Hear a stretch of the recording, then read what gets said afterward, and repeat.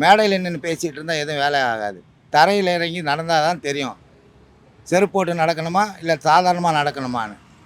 அங்கே கல் முள்ளு குத்தும் போது தான் அதுக்குடைய வேதனை தெரியும். எங்களை மாரி ஏழை மாளிகைகள்லாம் அப்படியே தான் இருக்கும். ஏதாவது மாற்றம் வரட்டும், எங்கள் பிள்ளைங்களுக்கு ஒரு மாற்றம் வரட்டும்னா மாற்றமாகவே இருக்கட்டும் அது. நானும் பெரிய விஜய் ஃபேன் தான். பட் இந்த வாட்டி வந்து எலெக்ஷனில் எப்படி இருக்கும்னா, நான் எப்பவுமே விஜய் சப்போர்ட் தான் பண்ணுவேன். கண்டிப்பாக டிவி கேக்கு தான் என்னோட இது இருக்கும்.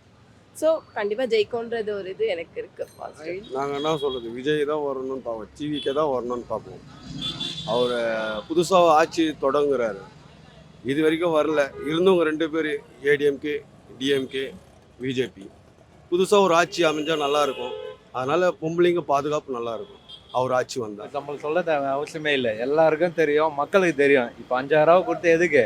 அதோடய நம்ம ஆட்சியை பிடிக்கணும், அதுக்கோசம் தான் ஆட்சியை பிடிக்கும். ஆனால் இப்போ எலெக்ஷன் நெருங்கிடுச்சு, இப்போதைக்கு எப்படியாச்சும் அடுத்த வாட்டி இவன் தான் வந்தால் அவனுன்ட்டு இவர் பிடிக்கிறாரு. ஆனால் மக்களுக்கு தெரியும் யார் வருவார் யார் வரக்கூடாதுன்ட்டு.